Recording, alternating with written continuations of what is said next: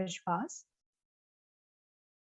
As you all are well aware that pneumonia is one of the biggest killer of our under 5 children, and India has the highest burden of childhood pneumonia, with almost one child dying every 4 minutes in our country. To address this issue, Save the Children has joined hands and with support and collaboration with Ministry of Health and Family Welfare, state health departments, Philips India Foundation and ZMQ has implemented Project Vishwaas in 2 of the high burden states, Rajasthan and Uttar Pradesh. On the completion of this project after 2 years, we are happy to share our key experiences and learnings from this project with all our participants and our audiences today. So we have eminent speakers and experts who will share their journey experience with us today. We have audiences across the country, especially from Rajasthan and Uttar Pradesh, who have experienced and witnessed our project Vishwaas. We will be joining with other CSOs and development partner representatives. We will have public health professionals with us. We will have government representatives and CSR representatives as well as audiences and participants of this learning experience and workshop today. So thanks again everyone for joining us today. Now, to formally welcome our guests, speakers, and participants, I would like to invite our CEO, Mr. Sudarshan Suchi, for his welcome address. Thank you, Sudarshan, for joining us. Over to you. Thank you. Thanks, Sonal, and much more so, thank you all the people who joined from the government, from Philips, ZMC, and also our partners locally from across the country. Also, right at the outset, happy to say that the entire senior leadership team of our organization is here today, joining with me, just to indicate, how much Vishwaas we have in this program, and also what is the kind of pride we have that this journey of 2 years could be walked the way it was walked. So when I look at this project, actually, there are some things that have happened which you are going to share subsequently and hear about what kind of outcomes have resulted. But I am looking beyond that. This organization stands for a particular theory of change. And that theory of change is certainly not resting in a do-it-yourself model, that where we play God and we do everything everywhere and resolve all issues everywhere. Instead, we are invested in a belief that together with all the primary stakeholders, if you can take up one challenge and look at all its dimensions and help come to a resolution, then that is what is made available for a large-scale replication.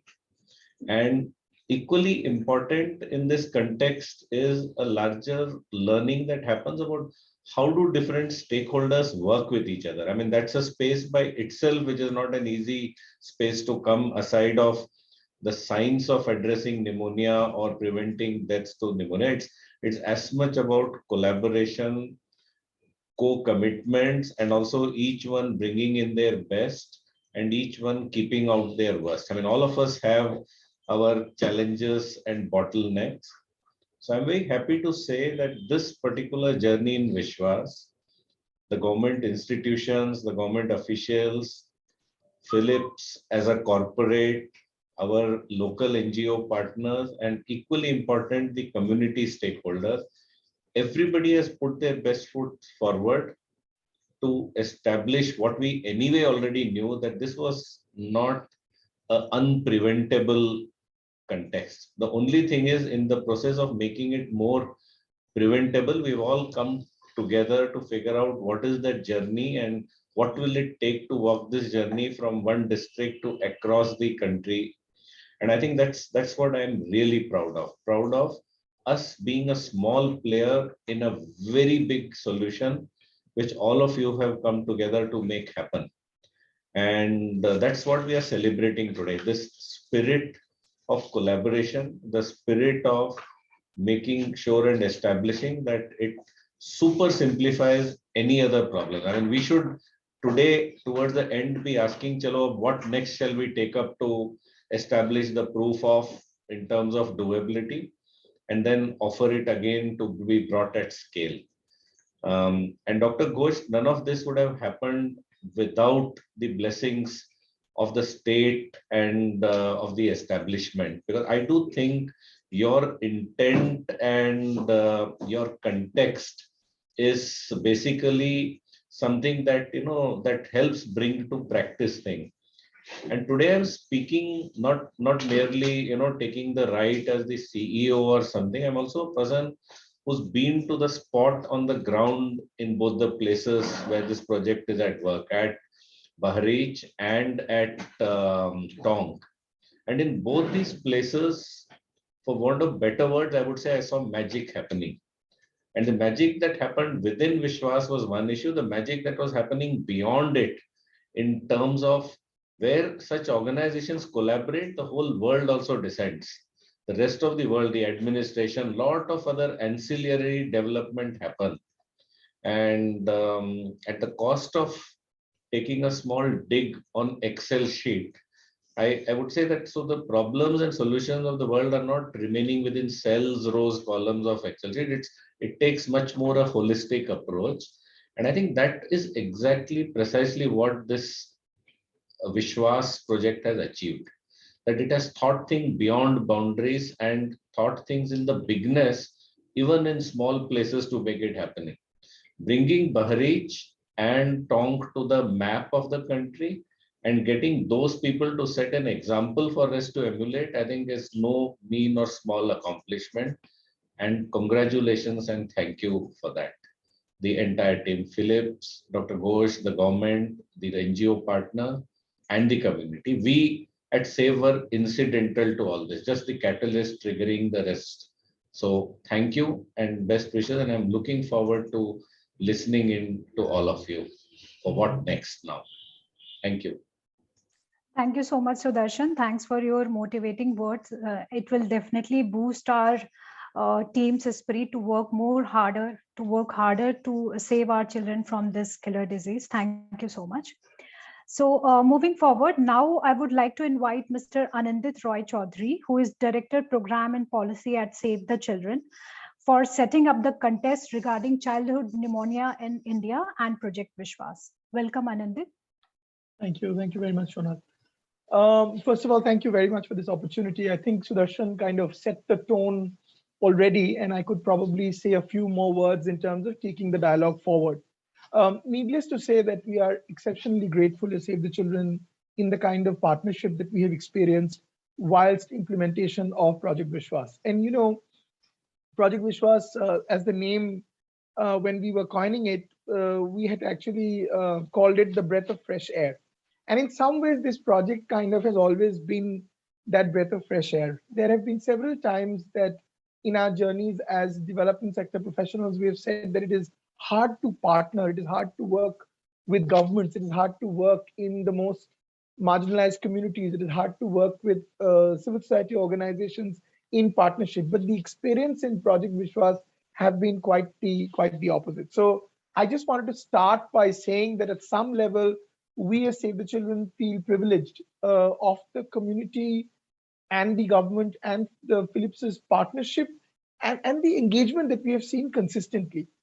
The second piece that I think is quite exciting for us really is the fact that our role, we see ourselves as conveners, not just as deliverers of projects, but also as conveners of these kind of processes, which I think we have done right in this one, where we've been able to bring in the corporate partnership and the innovation. We've been able to bring in the government's participation. We've been able to bring in on-ground grassroots partnerships.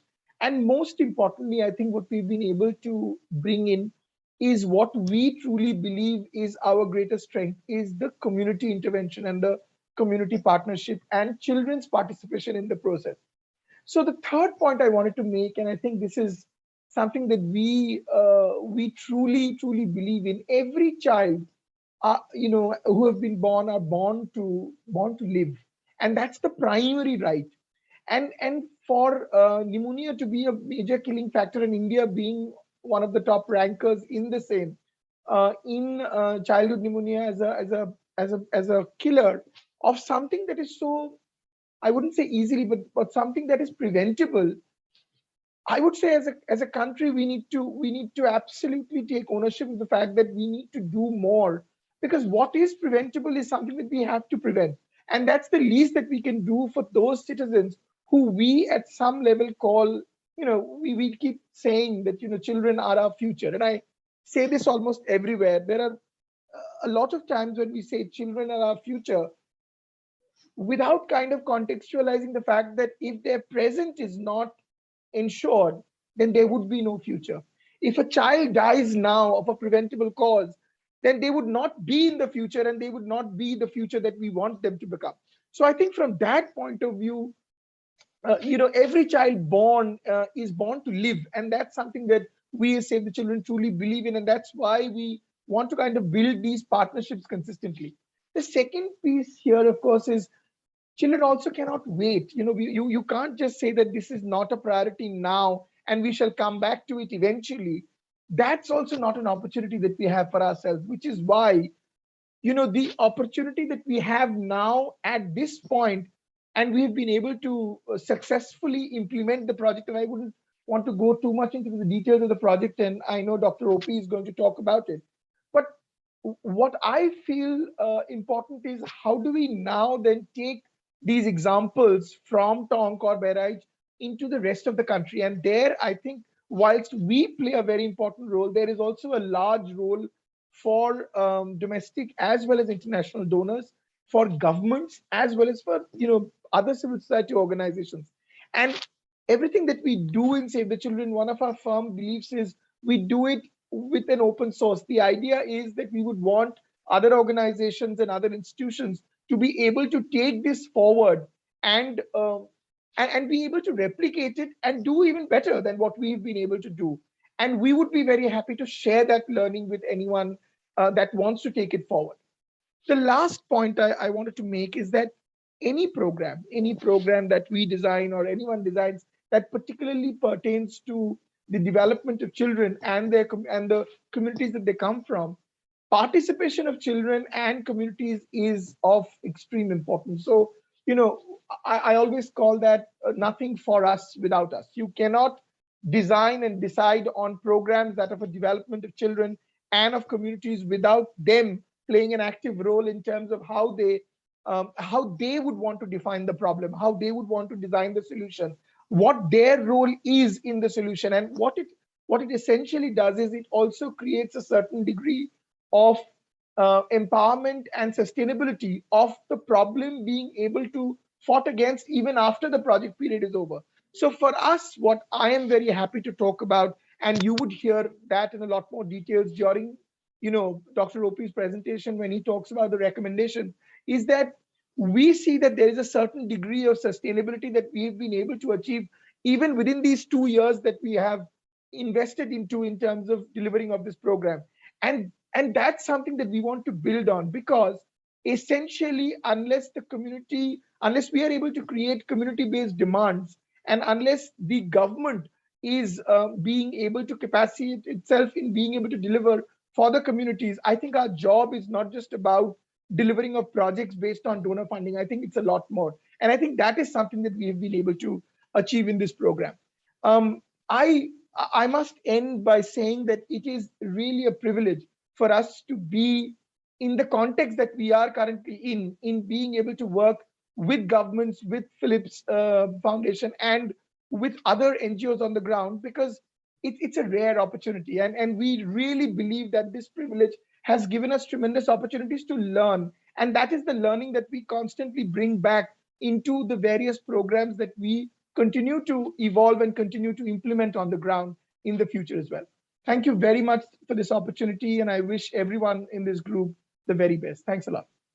Over to you, Sonal. Thank you so much, Anandit, and thanks a lot for setting up the context so beautifully and pointing out on the importance of scaling up our interventions and learnings at at other geographies, and also participation of children. And it's the hour of need to have collaborative efforts with the government, the donors, and other CSO partners and all. Thank you so much. So now moving ahead to our technical sessions and hearing from our key stakeholders and experts, I would like to invite our keynote speaker for today's event, Dr. Sumita Ghosh, who is Additional Commissioner in Charge, Child Health in Ministry of Health and Family Welfare, Government of India. She will be talking about the national perspective of pneumonia management. So welcome, ma'am, and thanks a lot for joining us today. So we will be happy to hear from you for next 10 minutes. Thank you so much, ma'am.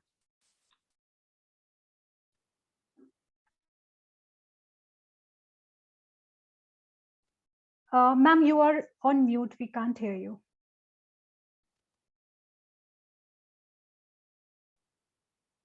We can't hear you, ma'am.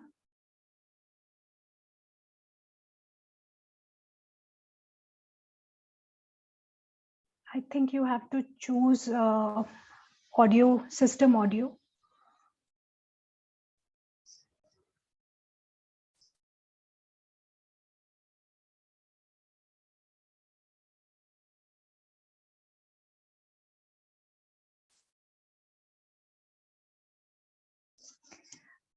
Meanwhile, requesting all our participants to post their questions on Q&A session. Our experts and speakers will answer the queries.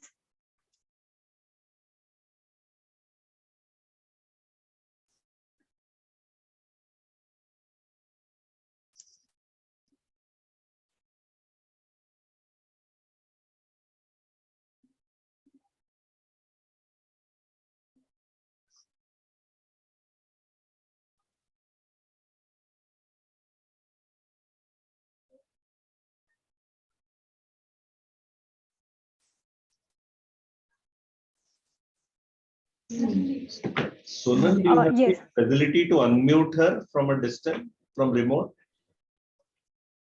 Or the host, whoever is host may be able to do that also. Yes, I can try. Pulkit, can you try?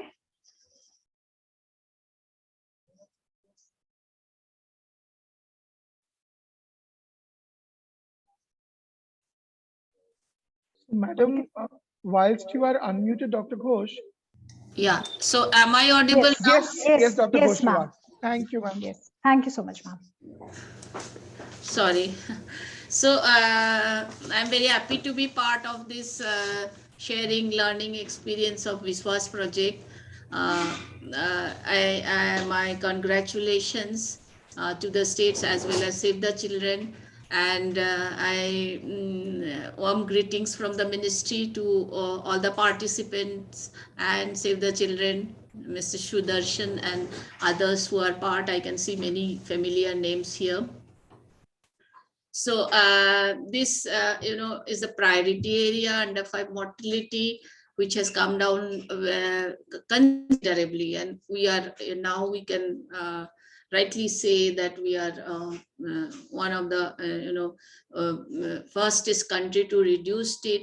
We have come down below the global average, but still we have a further reduction to be done, and of which pneumonia management is one of the major priorities. That is constituting about 15% of our maternal mortality, especially in these states, high burden states like UP and Rajasthan, where the project has been undertaken in selected district. So this experience will be of special use, especially when we are standing at a juncture where pediatric healthcare system has been really boosted thanks to COVID. Lot of infrastructure development has happened. Lot of the strengthening has happened over the states, each districts for pediatric care. as well as we have in our arsenal the pneumococcal conjugate vaccine, which has been rolled out all over the state. So this is a very important juncture where we can seriously reduce our mortalities and morbidities which are happening because of pneumonia. Nationally, we have launched our program SANS, which aims to reduce the mortality due to pneumonia from the present level of 5 per 1,000 live births to 3 per 1,000 live births. So that is a big, in numbers, that is a huge number from the present level of 1.27 lakhs of mortalities due to pneumonia. We have to come down a lot, even if it is to 3, like just 2 points are, it will involve a lot of reduction in the mortalities. So pneumonia management, as we know, many cases are preventable, like if detected early. So the SARS program, which has been launched in 2019, which 3 years campaign, from November to February. It is 4 months, almost 4 months campaign, which is happening right now throughout the country. It aims at several very important measures, like creating the awareness. The campaign is having a 360 degree coverage of the creating awareness about pneumonia, for capacity building of our workers, both our peripheral level workers as well as our facility level workers. So in the management of pneumonia, in early detection of pneumonia, so that this can be referred. And this year we plan that we will do active screening during this campaign period, so that children during our visits, community visits of our health workers, these cases are actively picked up and they are brought to the facilities, along with the improved infrastructure, as well as our capacity building activities at all levels which are happening. So we hope that these cases will be managed well, managed early, and the consequences of pneumonia, the morbidities, the mortalities, the other complications, they are prevented. So that is the national perspective. The other perspective is universal strengthening, universal coverage, and generalized strengthening of the health system, so that our children, they get the proper management in our facilities. Also, the pneumococcal conjugate vaccine, which has been rolled out now, that will go a long way in prevention of pneumonia. So with this multi-pronged approach, we really want to make a dent in the system, and pneumonia we can, so that we prevent pneumonia, we manage it, we detect it early, we manage well in the early stage, and prevent the fatalities. So Save the Children has been a partner in this campaign, and they take a very active role in this. And I am very happy to know that the states have gone ahead with these two districts in Varech and Tong. They have done this project, and the share, which I would like to know how this project has actually impacted impacted the numbers. The NFHS has shown that the incidence, the prevalence of ARI, it has come down to 2.8%, but the treatment at facility level is still hovering around 17 and 69%. So that part also we need to improve, that whoever is detected with it, they are brought to the facility, properly referred and managed well. Udaipur, I understand they have a very ideal setup for skill building. So all these activities which are going around, and with this project findings, we do believe that we can make necessary understanding what is plaguing our districts and how we can improve it. I would request that you share the evidences and the learnings which we have done from this project. And we do hope that these small projects which have been done in 2 individual districts, they are scalable. They can, the learnings can be applicable to our, programs in pneumonia management. And I would very much like to hear what the findings and what the learnings are. And I do wish that, the success of this. And I do wish that all who are present here, we all learn from it, and we take the agenda of pneumonia prevention and management forward. Thank you very much. Thank you so much, ma'am. Thanks a lot for your motivating words, and also highlighting the progress Government of India has made towards pneumonia management, and the ambitious SARS program, SARS campaign, which is really doing well in our states. And thanks for acknowledging Save the Children participation and contribution in this journey. And we will surely be sharing the evidences and learnings generated out of this project with you very soon. Thank you so much once again, ma'am. Thanks a lot. So as we move ahead, we will be hearing from our Project Vishwaas team, and also all the partners who were contributed in this project. And we will also be hearing from the state departments who supported us in this journey.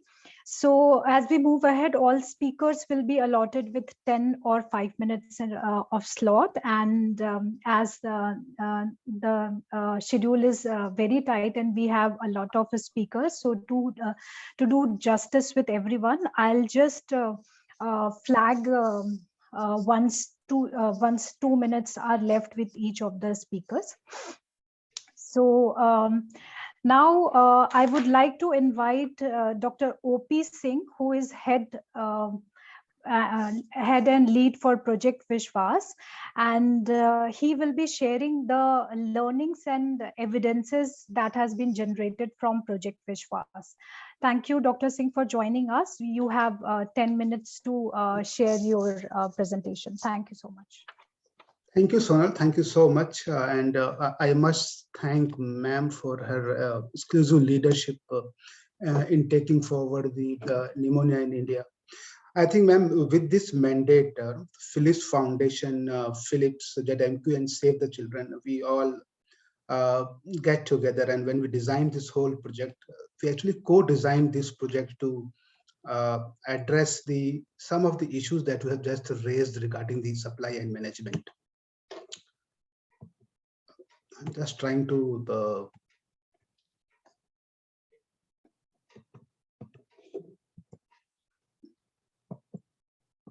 just give me a minute. Yes. So, ma'am, you already have given this background, and as we all are right now aware about the coverage of pneumonia in India, I'm not going to talk about much, and challenges we all know. And to address this whole challenges, we, the Philips Foundation, Philips India, Save the Children, we all designed this very innovative approach towards the reduction of pneumonia-specific approach. And as we all are aware that we piloted this project in 45 urban wards of town and in 2 blocks of UP, Payapur and Hajupur of Bahraich, with 3 outcomes keeping in mind. Outcome number 1, how we can increase the community awareness of pneumonia and improve the care seeking within the communities, plus how we can improve the case detection and its management, both at community level and the facility level data, plus also how the enhanced commitment and resources through our evidence can be talked of on the pneumonia. When we started this whole project on the ground, we did a kind of baseline on the ground, and we found that in these intervention areas, the ARI prevalence was around 18.3%, and almost 42% of the households, they were not aware of even a single danger signs of pneumonia as such a part of it. To address this, there has been a lot of key set of interventions which we designed in this project, starting from the overall 360-degree Sbcc approach, putting it, how we can aware the communities. Especially, we had designed a couple of interventions in it. One is how the competency-based training can be introduced for the frontline health workers, how the support to supervision mechanism within the existing health system can function into this, how the digital technology, especially the mobile health, can be an aid to the frontline health workers and the health systems for managing the pneumonia with both the perspectives, from the perspective of community also and from the perspective of service provider also. And plus also, we also worked on understanding the data and the equipment and supplies related to. In addition to this, so we have done a kind of an small implementation research with the help of King George Medical University, led by Dr. Monica Agrawal, wherein we are trying to demonstrate the acceptability and usability of point of care devices to the frontline health workers. So this section will be dealt in detail by Dr. Monica Agrawal. And about mobile health, our ZMQ partner will talk in detail. So right now, I will quickly take you through some of our findings and innovations. So on the competency-based training, if I talk of, so we have been able to train a cadre of 66 master trainers all across, and 31 master trainers in Tonk, 35 master trainers in Bahraich. And after training those master trainers, we had trained the medical officers, ANMs, ASHAs, and even Anganwadi workers in both the areas. Plus, to have an effective hand-holding support skill department, we have developed 3 pneumonia management skill labs, so one in Tonk and 2 in Bahraich. And to support this, a lot of job aids have been developed which are there. And if I talk in the terms of management of pneumonia, what our project has seen that when we initiated this on-ground work, so only a few ASHAs used to report about the ARI, hardly very few. Most of the reports that comes to the health facilities that used to come. But now what we see that more than 94% of ASHAs, more than 90% of ANMs in both the intervention areas, they are right now regularly reporting on the pneumonia case management. Plus, if you see in the terms of health facilities, almost 50% of the health facilities, they were not reporting, but now we can say that almost each of the health facilities which lie in our intervention area, they are reporting. But how we did it actually? So we introduced a couple of 2 things here into these areas. One, we introduced a mobile pneumonia case management tool to register, treat, track, refer, and follow up pneumonia cases. And it was basically meant for the health workers who had Android phones with them, and they were using this. Second, we also developed the physical records and registers and trained them on that hand-holding support and moved it ahead. On support to supervision, we had trained 21 supervisors in both the districts, and we had conducted a round of support to supervision visits to these ASHAs, and we identified the low performing ASHAs in both the districts actually. And what we found that, for example, I'm just giving one example. Okay, earlier, if ASHAs were not doing the general danger signs, but now almost all of them are doing there. If I say in the terms of temperature monitoring, hardly 42% in Bahraich were doing, but now 94% are doing. So similarly, if you see in Tonk, how to correctly demonstrate the breastfeeding practices, so now almost everybody is doing. So these all are the findings of the support to service data that we did, and we have found there has been a kind of improvement on the on-ground functioning through this whole intervention. When we intervened in our areas, we found a kind of a huge gap at the health facilities and even with the frontline health workers on the provision of basic equipment and supplies needed for the performing the pneumonia management services. And with support of the project and with the support of the government, the medical officers and the whole system, we were able to equip them, and now they all are. One of the very important things that we did that we started training on how to calculate the requirement for your doses actually. So amoxicillin, how much do you need to be taken? So those all things we we have piloted on the ground, and we moved that on that part. One of the very star intervention that I can talk about is on the Sbcc Toolkit. So this is basically an app-based toolkit, which a very semi-illiterate and community can use it. So it is embedded with audio and visual support, and so anybody who's even illiterate, they can go through and learn. So all the caregivers system, that say they all are target audiences. Here we did this with 144 ashas and 26 ANMs in our intervention areas. Similarly, we had a case management tool for tracking of the cases, pneumonia management, and it was only meant for the frontline health workers, ashas, ANMs, CHOs, and clinical providers.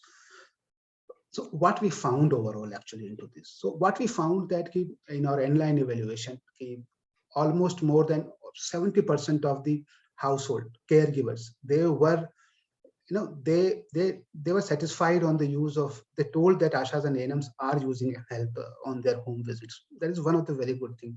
Plus, who told that they are using more, almost 90% were satisfied with their counseling services on this.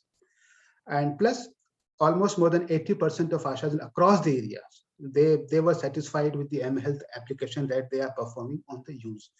So basically, if I talk of in the terms, it has helped them to bridge their knowledge gap. It has helped them to better track their pneumonia cases, refer them, follow up them. Plus also it provides, all the required informations on their hand in the mobile. In the SaaS campaign, just give me 2 minutes. I will be just completing.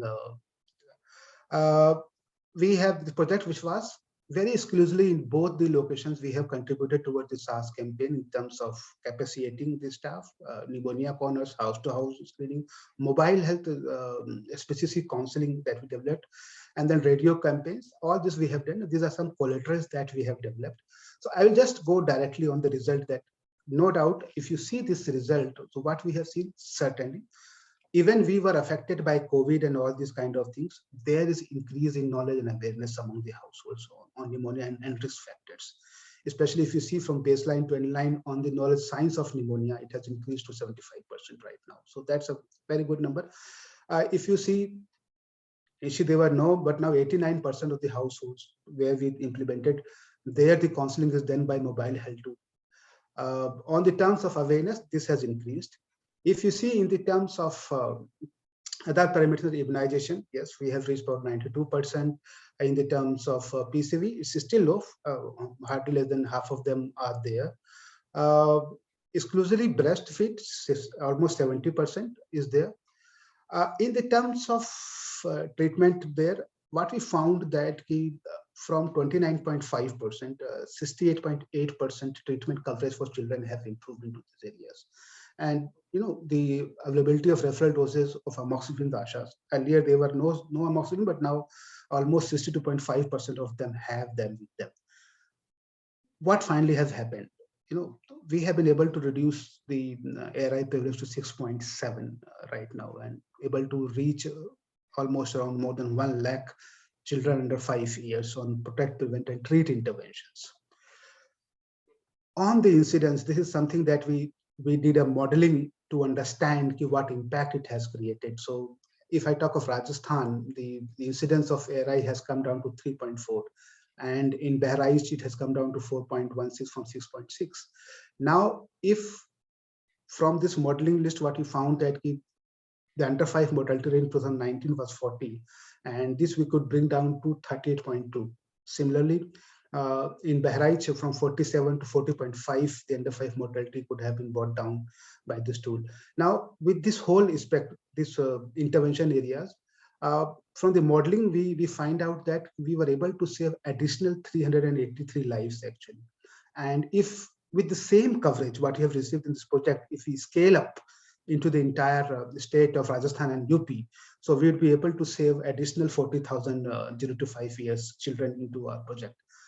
So understanding the major recommendations that we would like to come up with there is a great, we have policy, but then policies we need to localize, we need to reach to the ground level, how it can be adapted.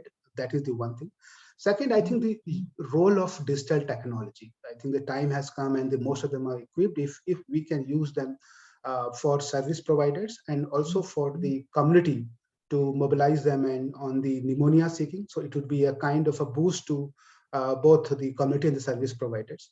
I think we need to support, or we need to continuously track on the supply and distribution. This has been one of the findings that we found, that with lack of this, the most of the time health workers are not able to do.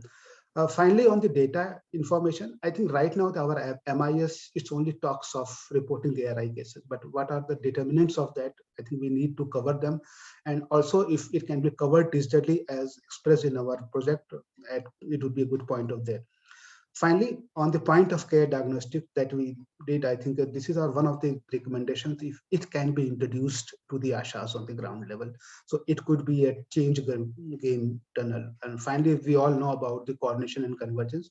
So here, our request is that we should be able to have a kind of commitment from all our departments and the multiple stakeholders to work toward this with a dedicated budget allocated towards the pneumonia management. So I give a pause to myself right now. Thank you for your kind listening. Over to you, Sonal.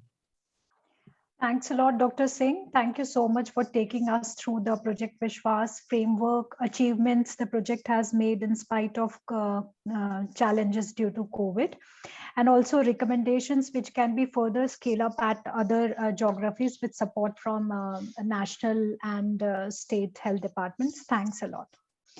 So moving ahead in continuation to this, let's also hear from our state health departments who were immensely supported the journey of Project Vishwaas in both the districts of Rajasthan and Uttar Pradesh. So firstly, I would like to invite Dr. Gunmala Jain, who is Director Child Health in NHM Rajasthan, and she will be sharing the learnings and experiences of Project Vishwaas from Tonk district, Rajasthan. Thanks for joining us, ma'am. Over to you. नमस्कार, राजस्थान में save the children का project चल रहा है विश्वास टोंक के शहरी क्षेत्र में पिछले 2 साल से। वहाँ पे हमारे जो फैसिलिटीज के डॉक्टर्स हैं, नर्सिंग स्टाफ है, वहाँ पहले तो इन्होंने वहाँ पे जो स्किल लैब का है बनाई, और उस स्किल लैब में जो हमारे फैसिलिटीज के डॉक्टर्स हैं, नर्सिंग स्टाफ है, उनको वहाँ पे उनको जो है स्किल मैनेजमेंट किया कि भी हमें अगर बच्चे आते हैं निमोनिया के तो किस हिसाब से हमें उनका मैनेजमेंट करना है। और फील्ड में जाकर कम्युनिटी लेवल पर भी आशाएं और एएनएम्स जो है हमारी फ्रंटलाइन हेल्थ वर्कर है, उनका भी स्किल डेवलपमेंट, उनका भी जो है स्किल वर्धन किया गया। स्टेट लेवल की मैं बात करूं तो हमने स्टेट लेवल पे सबसे पहले जो है टेक्निकल एडवाइजरी ग्रुप बनाया। उसमें ये डिसीजन कराया कि जो हमारे कम्युनिटी पे अगर आशा अपने हाउस टू हाउस विजिट करती है और उसको कोई बच्चा अगर मिलता है कि उसको निमोनिया हो रहा है, तो उसको फर्स्ट जो है अपनी रेफरल डोज एमोक्सिसिलिन के देके उसको नियरेस्ट फैसिलिटी पे या एएनएम के पास में रेफर करना होता है। ये हमने उसमें टेक्निकल एडवाइजर ग्रुप ने ये डिसीजन लिया। दूसरा जो है एएनएम का अगर पास में कोई चाइल्ड बच्चा आता है निमोनिया का, तो फर्स्ट डोज है रेफरल डोज लगा के जेंटामाइसिन की उसको फील्ड से कैसे उसको रेफर करना है, इसके बारे में उनको सबको बताया गया।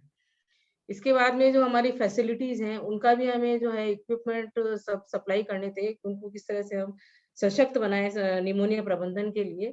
तो इसके लिए हमने जो है सारे फैसिलिटीज हैं पीएससी सीएससी लेवल तक की, उनमें हमने जो है ऑक्सीजन कंसंट्रेटर है, टेबल टॉप पल्स ऑक्सीमीटर है, थर्मामीटर, नेबुलाइजर, साल्ब्यूटामोल सस्पेंसर, वजन मशीन, एआर टाइमर वगैरह सारे हमने अभी तक सप्लाई करवा चुके हैं। साथ ही हमारा जो स्टाफ वहाँ पे काम कर रहा है, जैसे डॉक्टर्स हैं, नर्सिंग स्टाफ है, जिनको की निमोनिया का मैनेजमेंट करना है, उन सब की हमने जो है ट्रेनिंग्स करवाई है। उसके लिए ट्रेनिंग्स के लिए हर जिले में एक स्किल लैब जो हमारी है अंडर प्रोसेस बन रही है, परंतु स्टेट लेवल पे जो है इसके लिए इस डिस्ट्रिक्ट से बुला के स्टेट टीओटी हमने तैयार किए हैं। हर जिले से कम 6 से 7 हमारे ट्रेनर को हमने स्टेट पे बुलवाया। उसमें आरसीएचओ हैं, पीडियाट्रिशियंस हैं, नर्सिंग स्टाफ है, इनको सबको वहाँ पे स्टेट पे बुला के 206 जो हमारे एसटीओटी हमने तैयार किए, वो अपने अपने जिले में जाकर के डिस्ट्रिक्ट लेवल की ट्रेनिंग्स की है उन्होंने। और जो डिस्ट्रिक्ट वाले जो हमारे ब्लॉक से जो आए हैं, सीएससी से जो स्टाफ आया, उन्होंने अपने ब्लॉक्स के अंदर सीएससी पे जो स्टाफ काम कर रहा है, फ्रंट लाइन वर्कर काम कर रहा है, कि उनको फील्ड के अंदर किस तरह से मैनेजमेंट करना है निमोनिया का।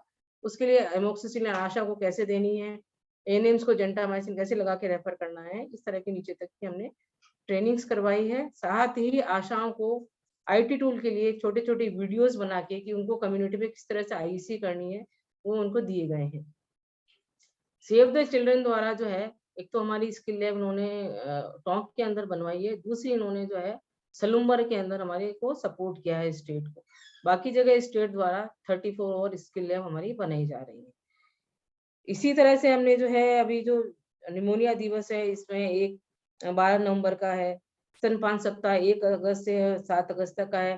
क्योंकि ब्रेस्ट फीड अगर हम बच्चा एक्सक्लूसिव ब्रेस्ट फीडिंग करता है और बाद में कॉम्प्लीमेंट्री फीडिंग चालू होती है तो बच्चे में इम्यूनिटी आती है, तो उसमें भी निमोनिया के होने के चांसेस कम होते हैं, तो उसको भी हमने सेलिब्रेट किया। एक हाथ धोने का जो हमने सप्ताह दिवस मनाया 15 अक्टूबर को, तो उसको भी पूरे स्टेट के अंदर हमने कि अगर इसको हम अच्छे से हाथ धो के अपने हाथ धोने की जो आदत डलवाएंगे सभी के अंदर, तो उससे भी निमोनिया का हम किस तरह से कम कर सकते हैं वो सारा मनाया गया है। तो ये मैंने आपको हमारे जो राजस्थान में हम काम कर रहे हैं सांस प्रोग्राम के तहत, कि सारी फैसिलिटीज में उनकी स्ट्रेंथनिंग की है, वहाँ के स्टाफ की हमने स्किल को डेवलप बढ़ाया है, और सेव द चिल्ड्रन ने हमारे को इसमें सभी जगह support. Thank you. Thank you so much ma'am. आपने बहुत ही अच्छे से हमें ये बताया कि राजस्थान में और खास करके टोंक डिस्ट्रिक्ट में किस तरह का एक्सपीरियंस रहा प्रोजेक्ट विश्वास का। Thank you so much and thanks for your association through out the project period. Thanks a lot. So moving ahead, let's also hear from Uttar Pradesh. So we will be joining by Chief Medical Officer Dr. Satish Kumar Singh from Bahraich. Thanks for joining us today, sir. So he will be sharing about his experiences and learnings from Project Vishwaas in Bahraich district. Thank you so much, sir. Over to you. Good afternoon from Bahraich. As Save the Children has selected this district of Bahraich in its project, it is very essential thing because Bahraich is an aspirational district in India declared by Niti Aayog.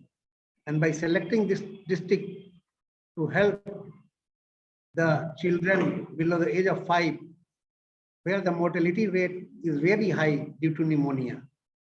And Save the Children is working since 2 years in this district by helping saving the lives of children below 5 years. As 2 blocks of Bahraich, Huzurpur and Payagpur are selected by Save the Children as its project. This organization is strengthening the knowledge and skill of frontline workers of these 2 blocks by imparting knowledge, adding their skill by hands-on workshop, and supportive supervision. Their enhancement in knowledge by Save the Children has saved many lives of the children. Thus, there is decline in death of children below 5 years due to pneumonia. So, we believe that their work is very beautiful and helpful in this regard. This organization has also established 2 skill labs in these 2 blocks. These skill labs are continuously helping in increasing the knowledge in treating and referring the children below 5 years of age who are suffering from pneumonia. Again, this organization has distributed kits containing diaries and medicines to 200 asas of these 2 blocks. In this way, they are doing a great job in serving the humanity and particularly the children. This organization is also supporting the work of SAS, which is a program of Government of India, regularly collaborating with these district workers. Thus, I have my best wishes to this organization, and I wish future support from this organization. Thanking this organization with my heart. Thanks. Thank you so much, sir. Thanks a lot for taking us through the support Save the Children has provided during association with Project Vishwaas, and also how the establishment of a skill labs in the 2 blocks of Bahraich is supporting a skill and knowledge enhancement of our service providers, and the engagement with ASHAs to for their capacity building on pneumonia management. Thanks a lot. So frontline workers were also a key stakeholders and were associated with Project Vishwaas. So let's hear from few of our frontline workers and also medical officers who played a very crucial role in achieving the progress during the implementation of this project, both from Rajasthan and Uttar Pradesh. So we are joining with the medical officer and Ashas from Tong. So I would like to request Mr. Mirza Beg to connect from Tong. Mirza, are you there? Hi, this is Mirza from Tong. May I request Kavita to please share the facilitate the process of sharing the experiences of Asha. कविता आप अपना video और audio on करके जो आशा आपके साथ है मेरे साथ सर साइस्ता परवीन और रानी जलवानी दोनों जुड़ी हुई है। तो सबसे पहले साइस्ता परवीन सर अपने एक्सपीरियंस शेयर कर रही है। नमस्ते, मैं आशा सहयोगी शाइस्ता परवीन, आंगनवाड़ी केंद्र नंबर 53, यूपीएससी हाउसिंग बोर्ड। आपको ये बताना चाहती हूँ कि बाल्यकाल निमोनिया प्रबंधन परियोजना विश्वास के सहयोग से सास अभियान में मैंने अपने क्षेत्र में 0 से 5 वर्ष के बच्चों की सफलतापूर्वक स्क्रीनिंग करी और आयु अनुसार सास की गिनती तथा अन्य लक्षणों के आधार पर निमोनिया का वर्गीकरण किया तथा आयु एवं वजन के अनुसार अमोक्सिसिलिन की प्री रेफरल खुराक देकर मैंने अपने क्षेत्र से निमोनिया से प्रभावित बच्चों को उपचार हेतु अपने यूपीएससी पर रेफर किया।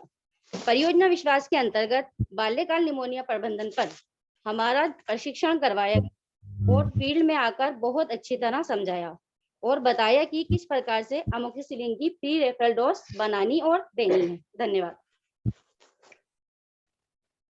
ओके सर, अब हमारे साथ रानी जलवानी जो आशा है वो जुड़ी हुई है, तो वो अपने एक्सपीरियंस शेयर करें। नमस्ते सर, मैं रानी जलवानिया आशा सहयोगी anganwadi centre number 86 UPSC housing board से मैं आपको यह बताना चाहती हूँ कि बाल्यकाल परियोजना विश्वास के अंतर्गत हम लोगों को मोबाइल हेल्थ के ऊपर प्रशिक्षण दिया गया। हम लोग पहले प्रपत्र पर रिपोर्टिंग करते थे तथा रिपोर्टिंग में बहुत सारी चुनौतियां आती थी, पर जब से हम लोगों ने स्मार्टफोन के माध्यम से मोबाइल हेल्थ में केस मैनेजमेंट टूल के माध्यम से काम करना शुरू किया, तब से हमारा काम काफी आसान हो गया। अब हम निमोनिया के केसेज को मोबाइल के हेल्थ के माध्यम से अंकित करते हैं तथा केसेज का समस्त विवरण जैसे उपचार, रेफरल, फॉलोअप भी उसमें अंकित करते हैं और यूपीएससी पर फिर वो कैसे एनएम या मेडिकल ऑफिसर के माध्यम से केस को क्लोज किया जाता है। साथ ही एसबीसीसी टूल का प्रयोग भी बहुत सफलतापूर्वक रहा। समुदाय स्तर पर आयोजित होने वाली महिला आरोग्य समिति की मीटिंग में हम लोग ने एसबीसीसी टूल के माध्यम से धात्री, गर्भवती महिलाओं, किशोरियों को जागरूक किया तथा निमोनिया प्रबंधन हेतु सुरक्षा एवं बचाव के बारे में वीडियो दिखाकर विस्तृत जानकारी प्रदान की। Thank you so much. Thank you sir. Thank you, बहुत शुक्रिया। अब मैं क्रम को आगे बढ़ाते हुए रिक्वेस्ट करूंगा, मेरे साथ पब्लिक हेल्थ मैनेजर यूपीएससी से मोहम्मद शर्जील हैं। शर्जील अपने अनुभव हमारे साथ शेयर करेंगे। Sharjeel. Hello, good afternoon all in. मैं public health manager Mohammad Sharjeel Khan, UPSC housing board से। जनवरी 2020 में प्रोजेक्ट विश्वास के तहत सेव द चिल्ड्रन एनजीओ के द्वारा एक प्रोग्राम लॉन्च हुआ। उसके अंदर हमें आशाओं और फ्रंटलाइन वर्कर और हेल्थ केयर वर्कर को सेव द चिल्ड्रन द्वारा चाइल्डहुड निमोनिया मैनेजमेंट के अंदर ट्रेनिंग दी गई, सुपरविजन, सपोर्टिंग सुपरविजन की, जिसके तहत हम लोगों ने फील्ड में देखा कि किस तरह आशा द्वारा 0 से 5 साल तक के बच्चों को निमोनिया के लक्षण होने पर उनको किस तरह ट्रीट किया जा रहा है, उनका किस तरह मैनेजमेंट किया जा रहा है और उनके द्वारा फील्ड के अंदर क्या समझाया जा रहा है। जो हमें ट्रेनिंग मिली, फिर हमने उसके बाद सपोर्टिंग सुपरविजन स्टार्ट किया। सपोर्टिंग सुपरविजन के अंदर हमने जाना कि मैनेजमेंट अपने निमोनिया मैनेजमेंट के अंदर क्या से क्या हम बेहतर से बेहतर कर सकते हैं और फैसिलिटीज के ऊपर क्या प्रोवाइड करवा सकते हैं।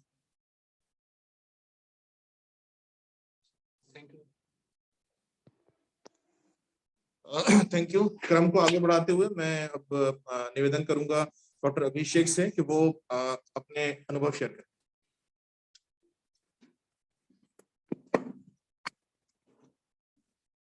Good afternoon, everyone.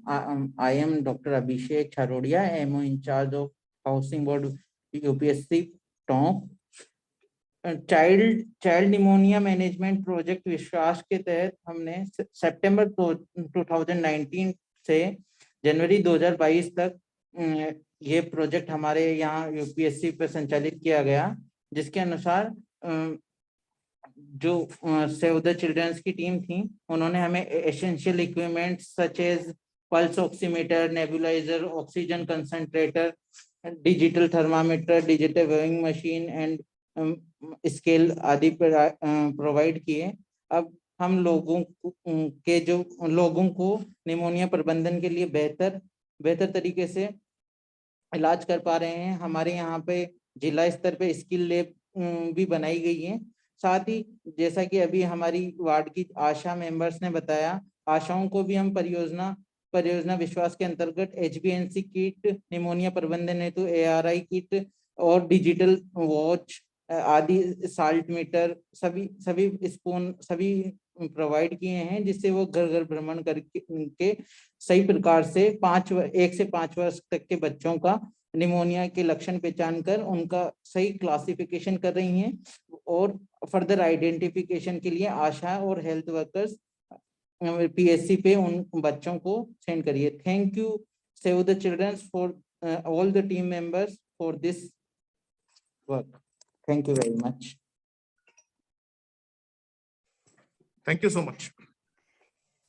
Thank you so much. धन्यवाद शाइस्ता जी, रानी जी, शर्जील जी और डॉक्टर अभिषेक अपना एक्सपीरियंस शेयर करने के लिए, and thank you Mirza for the facilitation. So moving ahead now, I would like to invite Ms. Shweta Singh, who is our colleague in Bahraich, to facilitate the voices from Bahraich. One of our Asha has joined us.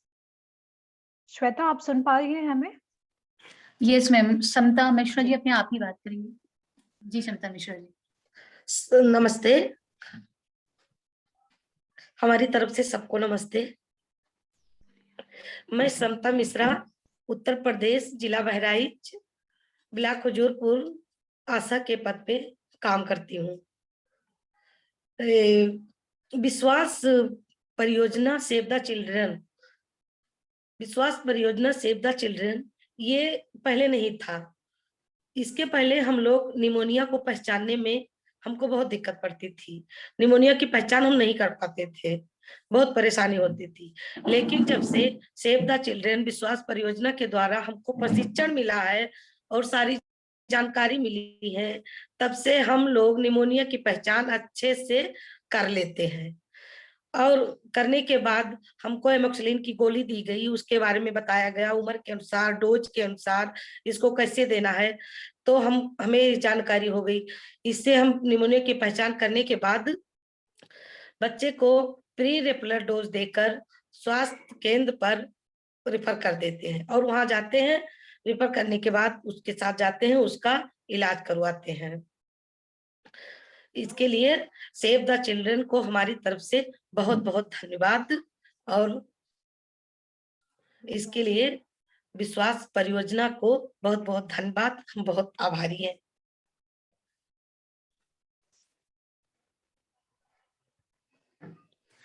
धन्यवाद। Thank you Shweta और समता जी, बहुत बहुत धन्यवाद, आपने अपना समय दिया और विश्वास प्रोजेक्ट के दौरान अपने एक्सपीरियंस को आज हम सभी से साझा किया। बहुत बहुत शुक्रिया। So moving ahead in Project Vishwaas, we have been also associated with King George Medical University, Lucknow, which supported us in implementation research, which was a crucial aspect of Project Vishwaas. So now I would like to invite Dr. Monica Agarwal, Professor, Department of Community Medicine and Public Health, King George Medical University, Lucknow, and she will be sharing the implementation research findings on point of care diagnostic charm. Thank you for joining us today, ma'am. Thanks a lot. Over to you for next 10 minutes. Thank you. Okay, thank you, Sonal, for giving me this opportunity. So I will just give a brief introduction about my research work. Pneumonia, it accounts, as we all know, accounts 16% of all deaths of under 5 children. And research has suggested that community case management of pneumonia, if properly implemented in the field, it can reduce pneumonia deaths by 70%. So lots of efforts government is doing. There is MNCI training we are giving to community level workers. SARS campaign is there under this program also. Lots of provision for training is there and logistic provisions are there. So, but if we see the real situation, it is very challenging, particularly for the community health workers, that is ASHA and ANMs, in measuring respiratory rate and accurately classifying the rate and say that this is fast breathing or not, which is a very important part for the diagnosis and management of the pneumonia. So in this context, Philips has developed the children automated respiration monitor, that is CHARM device, and Save the Children asks us to do this study in Hujurpur, Pyagpur in district Bahraich, and in Tonk in Rajasthan. And they said that see whether it is usable or it is acceptable among community health workers or not. So our co-PI in this project, Dr. Mohit, is going to present our result.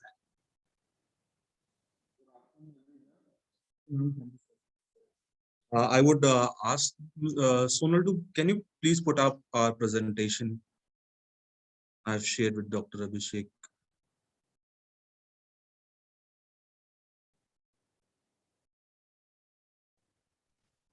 Sure, I'll try.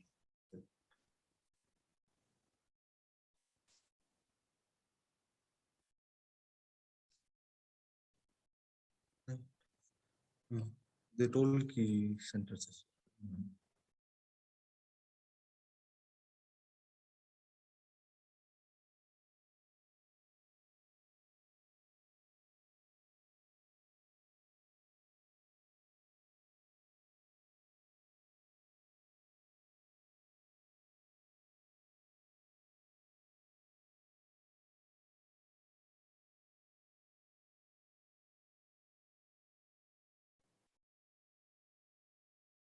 Yeah. Okay. Thank you so much, Sonal.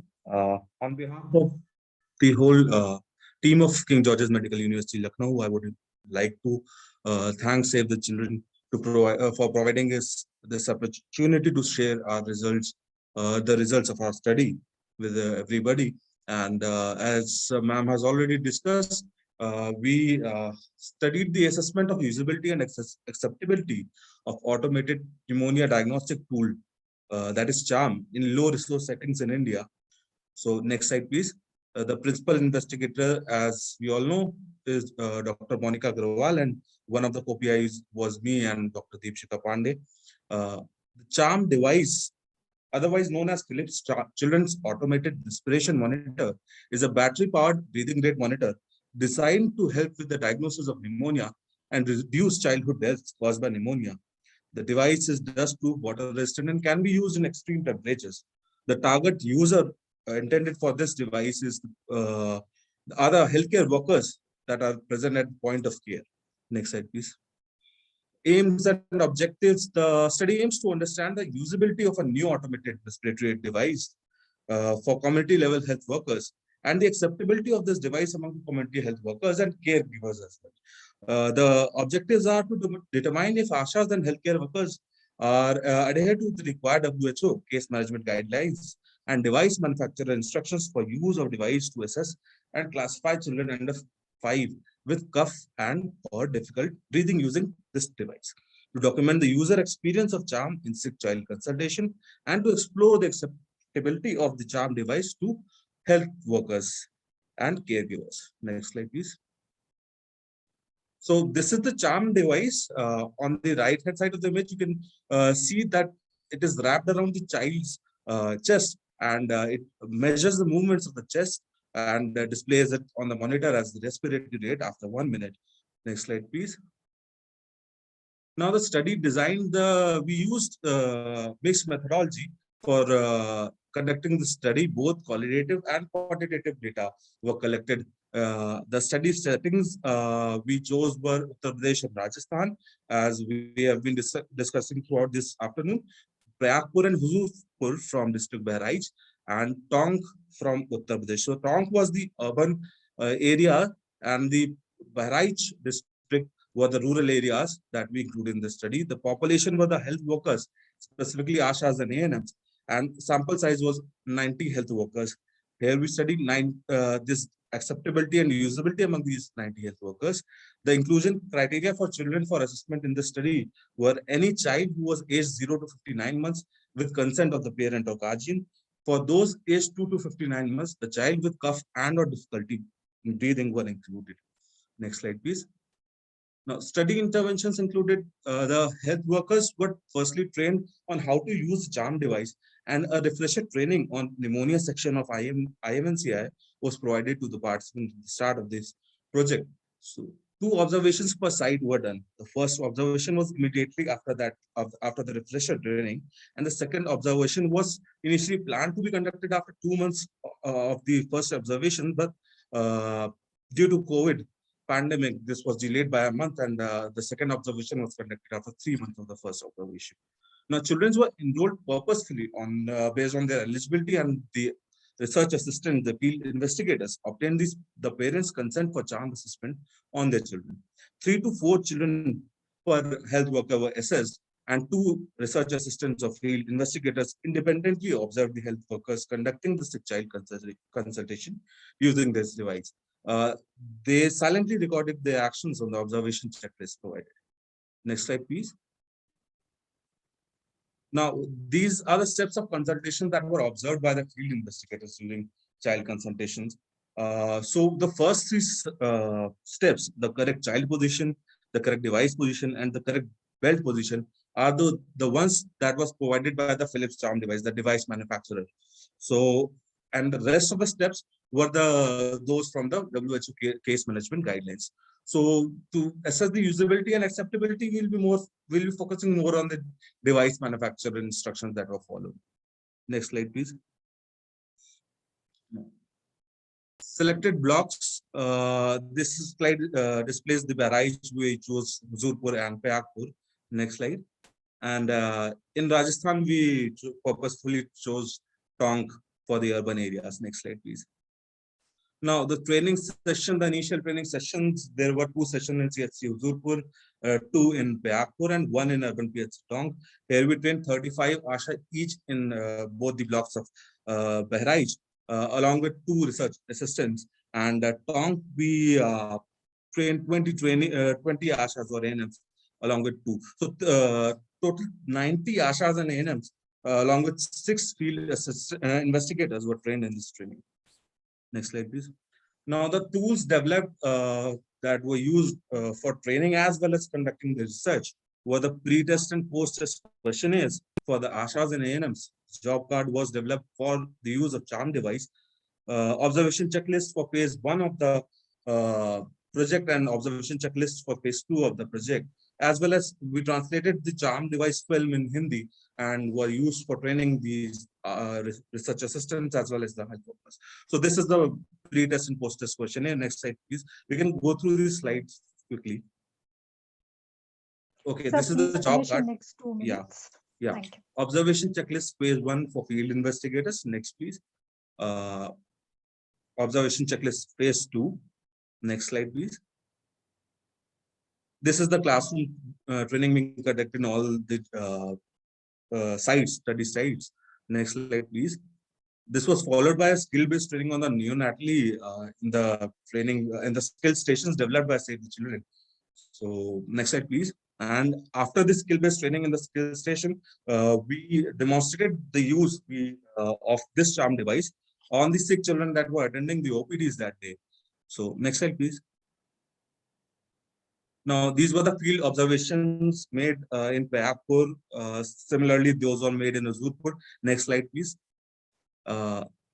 Next slide, please. Huzurpur, then is Tonk, Rajasthan. So finally, we move to the results of this study. Now, observation by field investigators in Huzurpur, 120 observations were made in phase 1. Similarly, 120 were in Payakpur and 80 observations were made in Tonk. So a total of 320 observations. By observations here, I mean 320 children were observed by these research assistants, the field investigators, while the health workers are assessing this use of this charm device on these 320. Similarly, in phase 2, previous slide, please. Yeah, total of 360 children were observed, and the whole project focused on 680 children in whole, whereas since 2 research assistants were observing each child, so a total of 1,360 observation checklists were filled for this. Next slide, please. So here we assess the knowledge of workers about the childhood pneumonia, those included in our study. So one of the prominent findings is the cutoff for respiratory rate for it to be called as pneumonia or a fast breathing.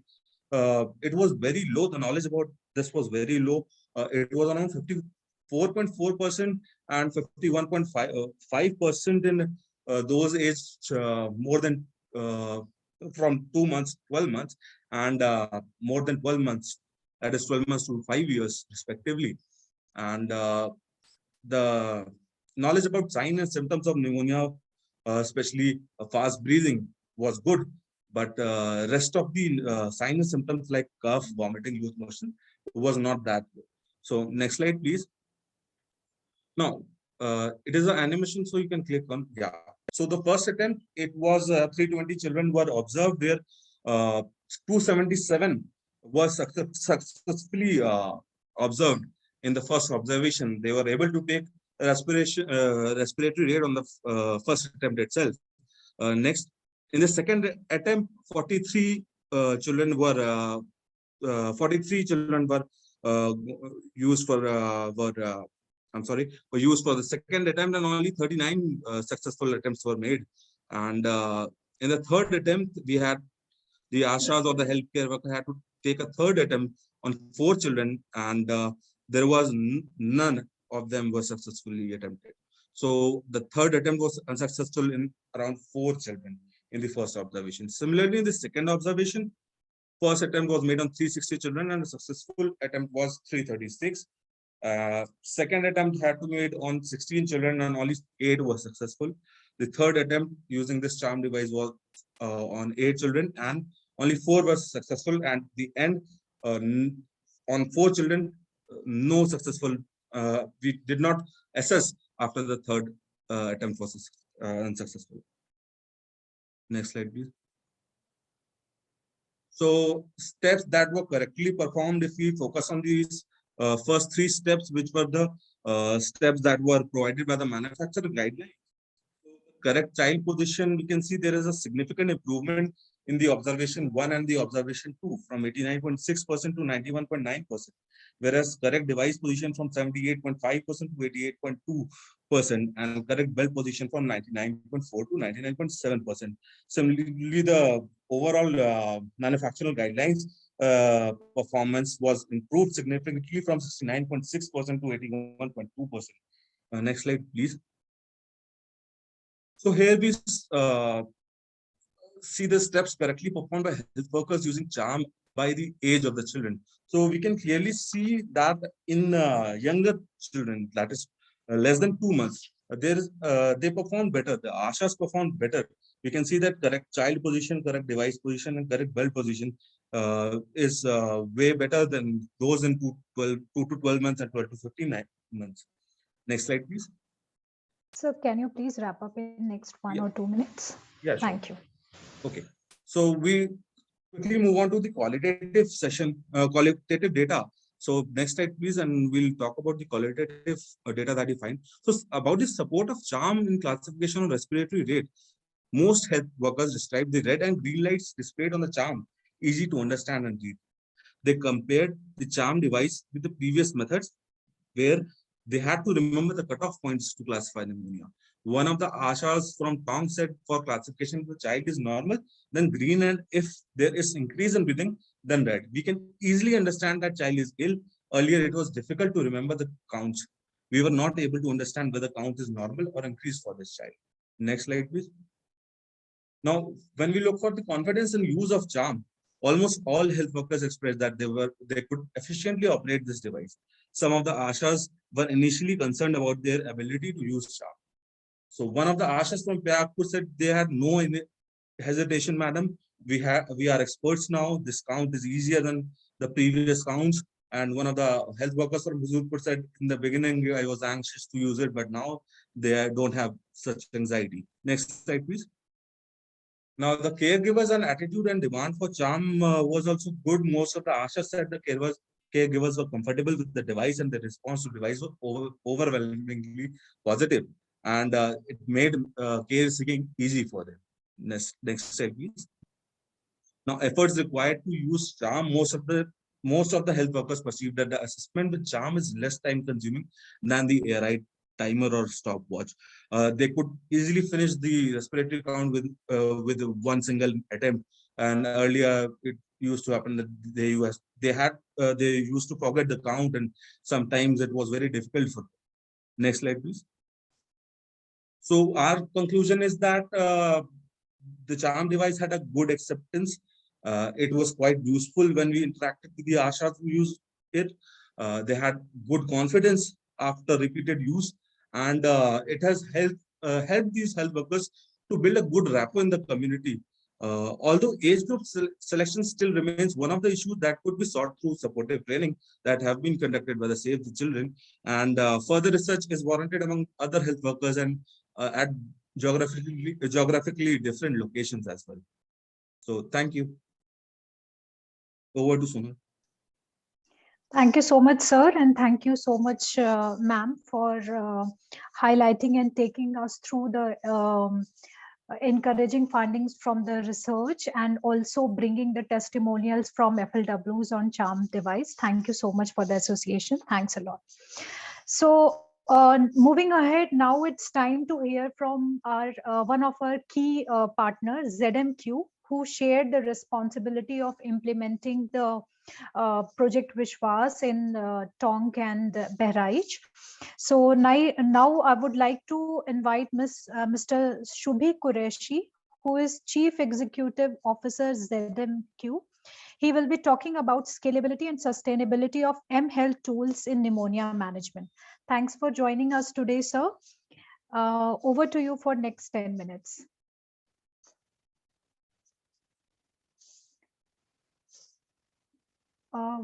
Mr. Qureshi, are you there?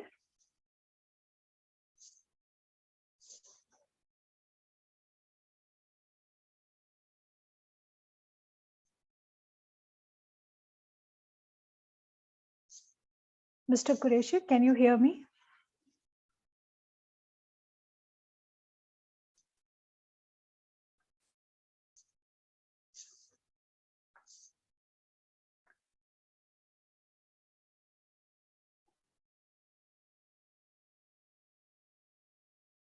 I think there is some connectivity issue at Mr. Qureshi's end. So meanwhile, Mr. Qureshi will join. Let's move ahead. Next, we will be joined by Dr. Marigot Kaijaman, who is Director, Philips Foundation. And you must have heard, we will come back to you, Mr. Qureshi, after Dr. Marigot's session.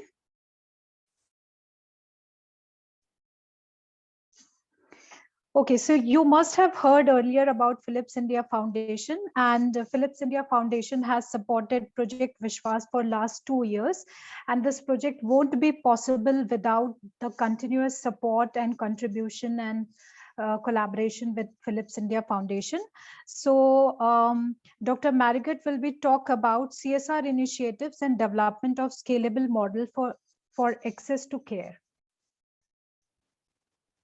Over to you, Dr. Marigot.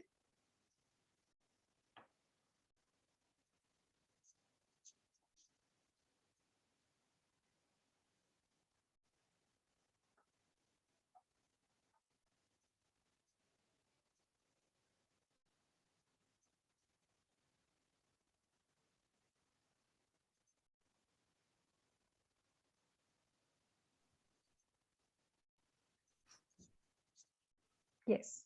Thank you for joining us. Thank you. Namaste to everyone. I do not master the Indian language, I'm sorry, but I would like to say a few words about this project, Vishwaas, which means breath of hope, as I am told, which truly seems to be the case.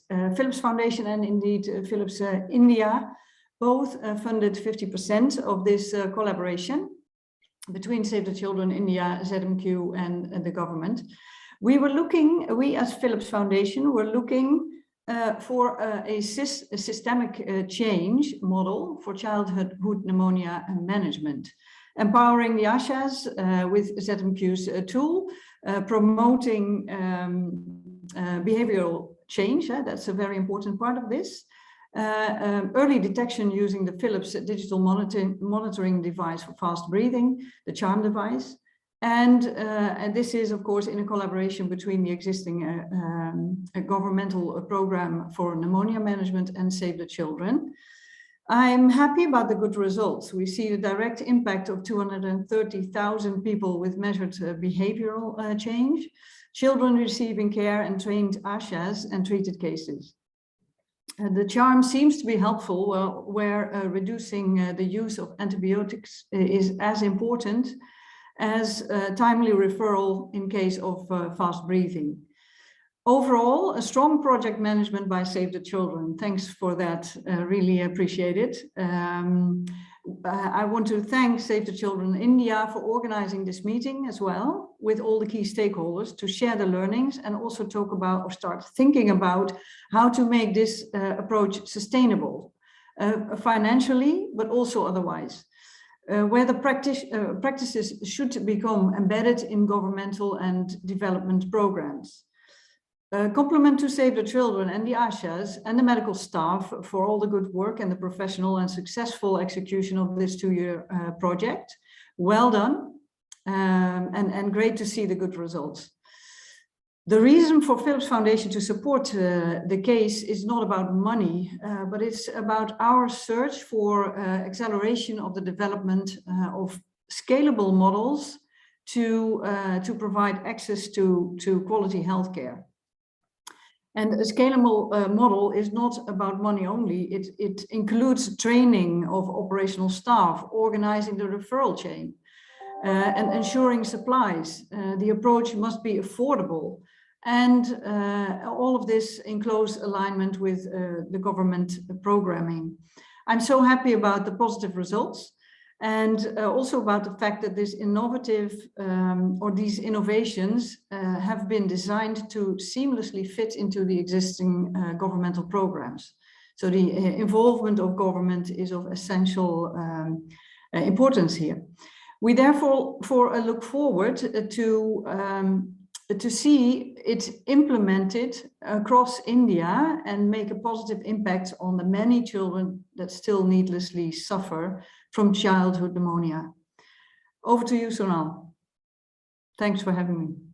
Thank you. Thank you so much, Dr. Margaret, for highlighting the importance of coming up with such innovative and scalable models, which can be affordable also, and which is at the same time aligned with the government priorities. Thanks for joining us, and thanks for the support.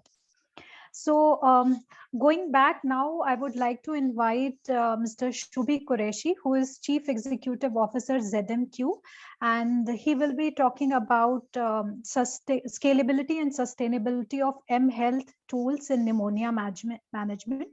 ZMQ is one of the key partner in Project Vishwaas, and they have supported both the implementation of this project in both the states and both the districts. Thank you so much, Mr. Qureshi. Over to you for next 10 minutes. Hello. Yes. Thank you, everyone, and thank you for inviting us and being and giving us this opportunity to work for such a crucial project and be able to contribute in the design and development. And there is if you allow me, if I can just share my screen, and I'd like to make a presentation.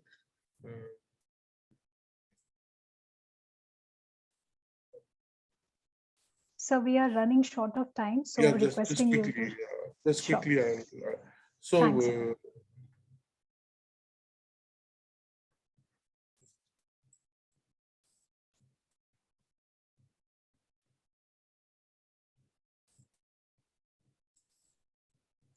Yes, we can see your slide. So basically, we were part of the technical design team, and ZMQ is a technology for development organization. We, as a philosophy, we believe in technology-linked development models for last 15 years, and in the bottom-up design model, where this whole program of Project Vishwaas fits in as a classic example, where you are not only developing just an app, but a solution with a holistic approach, and where the patient and the ecosystem around the patient is of key importance and focus. And it's not one app to read or find data or to so with this model, we had a task in hand, and with the whole team of on the ground of Save the Children, along with ZMQ's team and the leadership team of the project, Dr. OP and his team, we were able to design on the very first day, from the very first days of the project, we were able to design the whole ecosystem of building the behavioral change and capacity building tools and case management tool. And some of the key components of the whole innovative strategy was activating the ground through digital tools like the Sbcc tool that was created, case finding as part of door-to-door assessment and screening and referral, and case management, that is treatment, care and follow-up, and real-time integration with the ASHA workers were the key things that we were thinking. So we came up with a compact model where a toolkit called Behavioral Sbcc Toolkit, which was adaptive toolkit, where individual can use the toolkit, and a paramedic can use it, an ASHA can use it, a caregiver, or even a doctor. So it is designed in a way that it produces adaptive models for each kind of a user, and so that we believe that in order to have any health system work and digital technology linked health system work, it's important to activate the ground. So every key stakeholder could be activated, and thereby then we expect demand for services and demand for screening and treatment, which was done through a different set of toolkit design called the case management toolkit. And if we look at Sbcc toolkit, the key, it was designed for a target community, was not limited to just the paramedics or the ASHA workers, but everyone was part of it, and they could get their own slice of information. So we created a real-time dashboard. We could see how everybody, so the data are not indicative of what it may be old data, but how many ASHAs are trained, how many ASHAs are using it, how many ANMs, caregivers, so that we can, and how many models were being, utilized, what was the completeness of a model or a, and the reach of intervention could be, captured through the Sbcc toolkit. At the same time,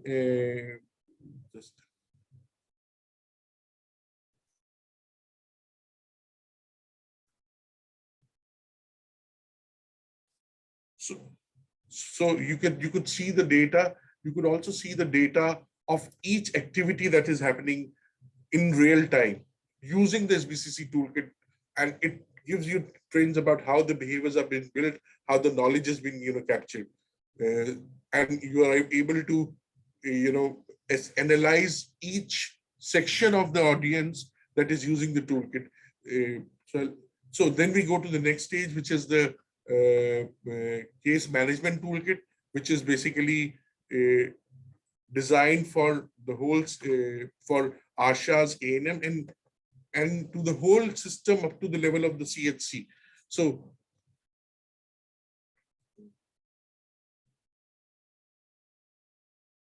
we had to design 2 mobile toolkits for on-ground tier of health workers, which is the ASHA and the ANM, and a web platform for case management for the level of the PHC, CHWC, and CHC, so that cross referral between ASHA to ANM to the higher tier of health system and vice versa could be managed, tracked, and integrated into one platform. The case management toolkit also is supported with a real-time dashboard of how the cases are going, what is the number of children with symptoms at the moment, at the current time, at the current given time, and there are, I think, 18 to 20 parameters which are analyzed. But there is a data which is coming from all activities happening and are classified by age, gender, source of initiation of a case till the treatment of a case and completion of a case. So there is a huge set of data, and it also is carrying the data of nutrition, breastfeeding, immunization. So it is highly integrable with the health systems of the states and the country level, so that you can have the whole case management system being integrated into this. So the future of this whole model, which is open source, as we are an open source, open higher art and open mind organization. So the solution is also open source, where it can be easily integrated into the health system and can be replicated and scaled up. It is designed with tools for the beneficiaries and communities, and it has a scope of universalizing the PM case, pneumonia case management, wherever, if there is a slight modification in case management, on the runtime, you can customize it. It is integrated in last mile health systems for the ASHA workers and ANMs, where they can register households, they can register pregnancies, they can register newborns, and thereby can manage cases. We have seen, as Dr. OP and others were presenting the outcomes, we could see how even during the COVID pandemic times, the results were so positive, just because the digital intervention was working on the ground, and it was not only working unidirectionally, but two directionally, where the communities were coming close to the health system, and the health system was coming closer to the community through the intervention of digital intervention. So I will just stop here and thank you, Dr. OP and the team in Bahraj and in TOF, Save the Children, Philips Foundation for entrusting in ZMQ's philosophy and giving us this opportunity to work. And I would also like to thank our team of Ayushi who led this program and implemented it on ground and in hard times, and Chand and other people who are all around me right now. And thank you very much for your for giving us in. And I wish that this can be scaled and taken to the next level, where because it's ready to go. The child is born now. We have to take care of the solution and take it to the next level. Thank you very much. Thank you so much, Mr. Qureshi, for taking us through the mHealth tool and also explaining us how it has facilitated the pneumonia case management by our key frontline workers. Thank you so much for joining us today. So as we move ahead, we have reached to one of our very important session where we are joined by Dr. Virender Singh, who is Director Professor Kalavati Saran Children's Hospital, and he has immense contribution in childhood pneumonia management in India. So thanks for joining us today, sir. He will be talking about use of technology in pneumonia management. So thank you so much, sir, and over to you for next 10 minutes. Thank you very much. Thank you, Save the Children. I hope I'm audible. Yes, sir, you are. Yeah. I'll just share my screen.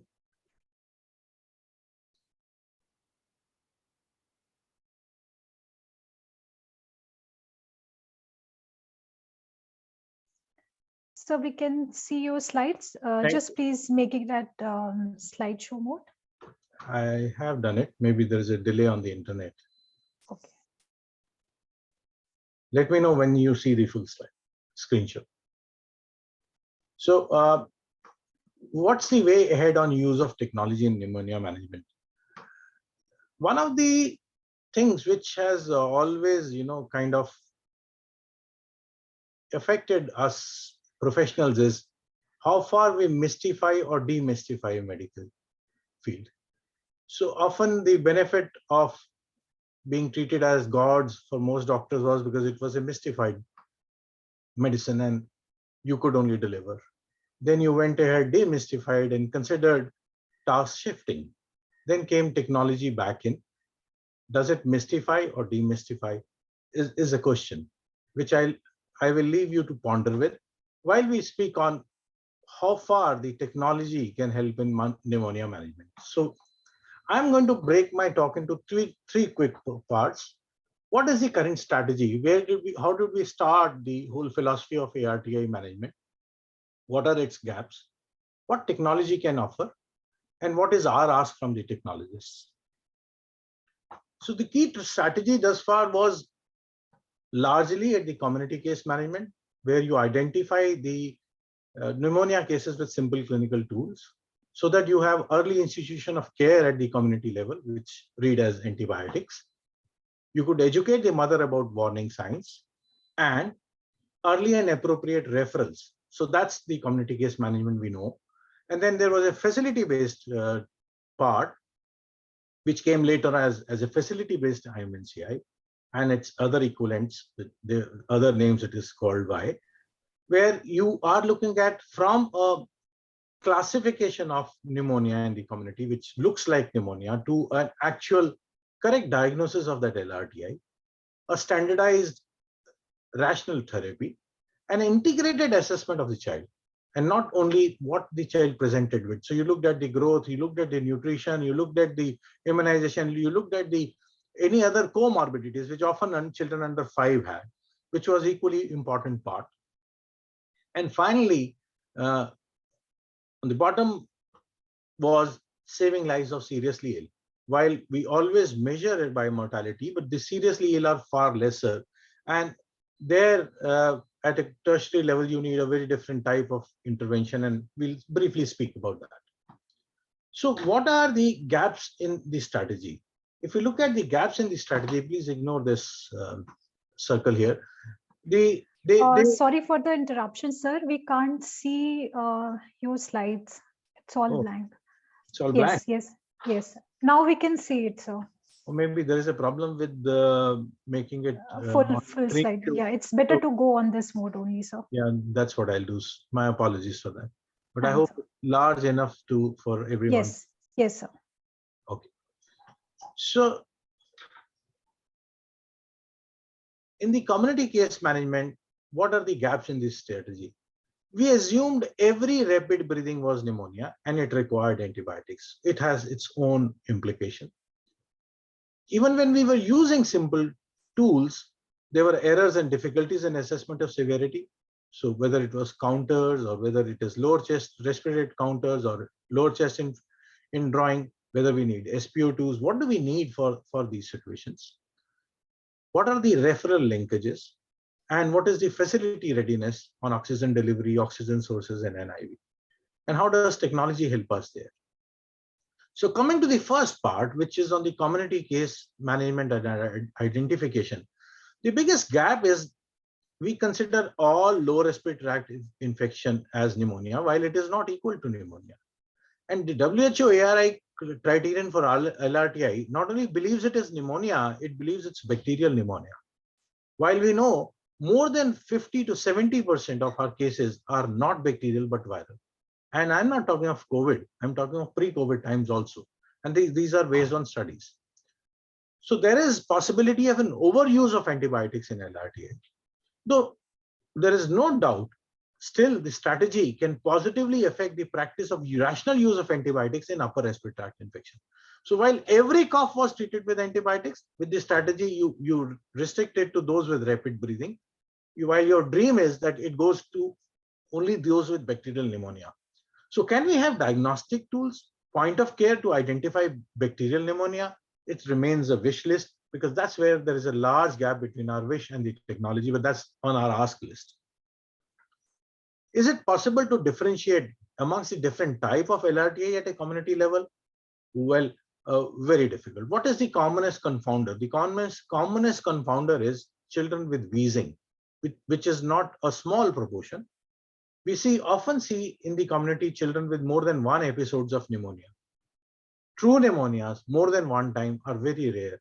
These are often children who have associated wheeze, who time and again have narrowing of the airways and therefore have rapid breathing, who not require antibiotic, but actually require a bronchodilator. Even if you give them antibiotic, you are not going to give them any treatment. They are not going to improve. So therefore, that distinction is important, but that is something for which you need a great amount of training. We heard the struggle of using devices or counters for an ASHA or a front level worker to identify even rapid breathing. To expect them to identify wheeze, oh, it's impossible. It's too much of an ask, and that degree of demystification or task shifting perhaps is not possible. But having identified that wheezes are a major component, WHO also had made a modification that if you can hear an audible wheeze, give a bronchodilator before you start antibiotic. But when you hear an audible wheeze, which is a much smaller proportion, this child is seriously ill. This child should not be treated in the community. So there is a gap here in terms of there is a defect in the guideline, I would say here. So can we identify wheezing using newer technology and shift the task to the front level health worker? Could it be an electronic stethoscope? It could be something else. Let me share with you quickly some of our work on this. So we recently conducted this work where we are looking at spectral analysis of cough on a simple smartphone. With machine learning, we have found that with the cough features, as recorded by a 5 to 10 seconds cough on the phone and added with the history, you can pick up the wheezer from non-wheezer or rapid breather with wheezing versus rapid breathing without wheezing, with a positive predictive value of about 94% and a negative value of 74%, and a kappa of about 70%, where that's an agreement between the gold standard, say a doctor, and your smartphone. So this is the technological ask I would have. Okay, if this is something which can come to your smartphone, maybe we can have a more rational use of antibiotic. Not only that, we could also have a better management of children who have rapid breathing. They all do not have pneumonia. Because this differentiation is very important. Even at facility level, if you use only the WHO, your overdiagnosis is to the extent of 73%. This is quickly, I'm just sharing results from one of our earlier studies. Nearly 80% of these 200 odd children who came to our facilities as so-called severe pneumonia by WHO classification were not given antibiotics. They were only given bronchodilators and they improved. Only 2 of these patients came back to require antibiotics. So this is possible to make the distinction. One has to put the right information and right training in the hand of our, at our primary and secondary facility levels. So when we are talking of strengthening of the chain of workers who are involved in managing ARTI, we have to think from community to beyond also, because once you have identified and referred these patients to the facility, if they are not appropriately treated, then we either are over treating them, in which case we are increasing antimicrobial resistance.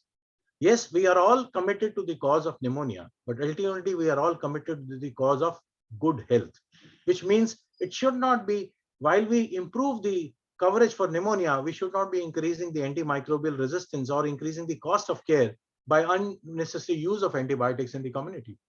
So, or even at a facility. So therefore, fine-tuning our tools at all levels is equally important. And that's a technological ask I would have.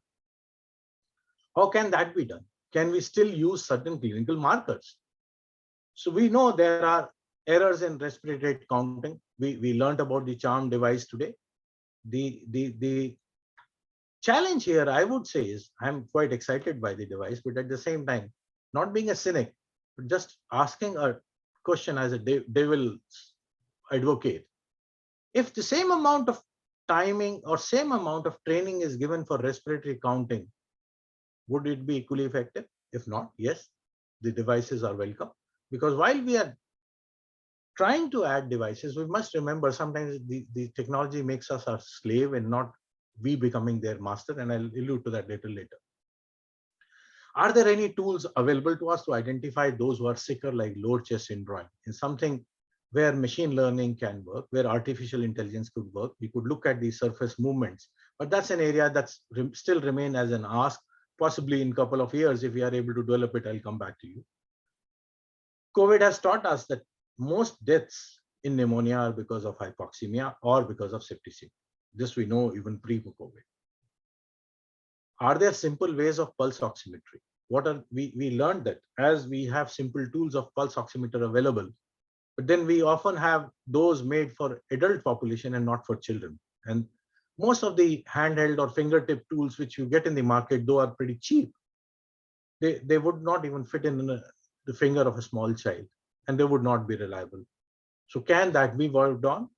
Not a great deal to ask for. It's just slight amount of design modification which one needs.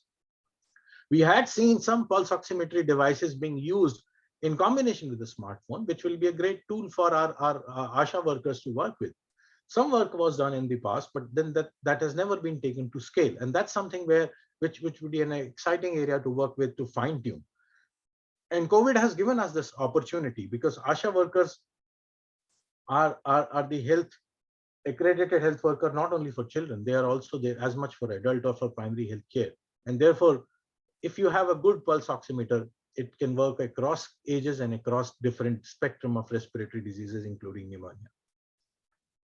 Can referral yes? Sorry for the interruption, sir. We are overshooting time, so requesting you. 7 hours over, I'll finish in 2.5 minutes. Thank you so much. I'm keeping a watch on time, don't worry. Sure. So referral and integration, tele consultation is the next area where one would like to work on. With the support of Niti in Bayrach, again in Nayanpara and Kesarganj district, we had developed a tool where we worked on.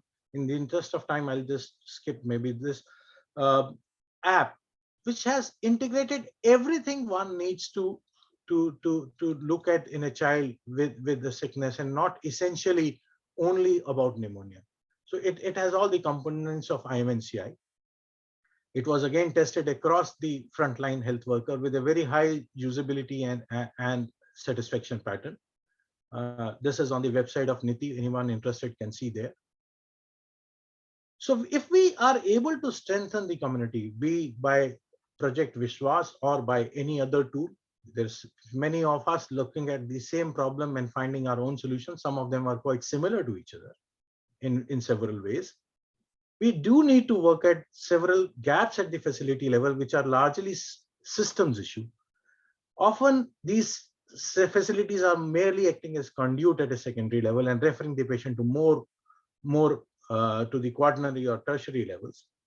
We need strong linkages where you do not need technology other than technology which puts responsibility, which puts a closure to the case in focus so that one knows that there is tracking and there is audit within the system.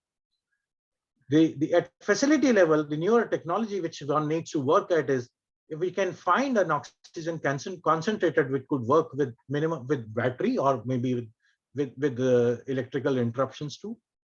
Can that concentrator work on something else? Solar batteries? I do not know.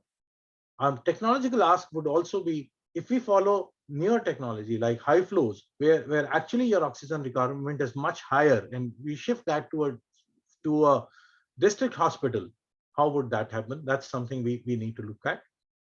While COVID was a threat, but it was not only a threat, it also gave us opportunity to think of how to strengthen these respiratory support systems across facilities beyond the large part. Finally, the last part of this puzzle, when you're dealing with pneumonia, is the health-seeking behavior of the individual. It's yet another animal. What affects our health-seeking behavior? A very recently concluded study, we saw that most deaths was because of delayed reach to the hospital. Is it a knowledge gap? Can it be covered by ACSM? Maybe to some extent. Is it an access gap? Can it be replaced by a teleclinic or a referral linkage or by a health insurance? Is it a trust gap? If it is a trust gap, till we have better organized facilities where all this technology converges and there is an improved user satisfaction, we will continue to see these difficulties.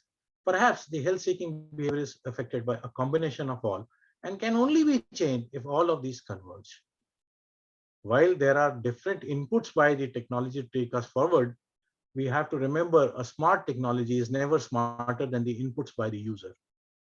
The man behind the machine still needs to be focused on, and that's what we saw in Project Vishwaas as much. You can make anyone efficient if only one wishes to, and that's an important learning we also had when we used mobile app health solutions. Technological solutions can only be enabler.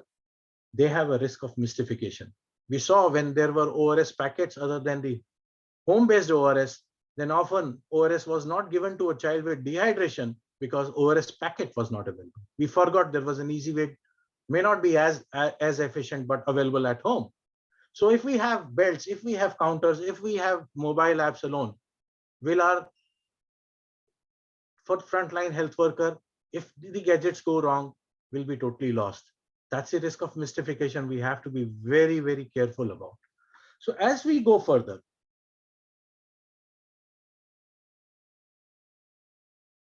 we can maximize the benefits by integrating the various best practices. We have heard several innovations in the past. Today also we learned some, I shared some more. We need to create a dialogue or a platform or a think tank where all these best practices are brought together and we converge. All of us have been working at our kind of low-hanging fruit for various reasons and commitments.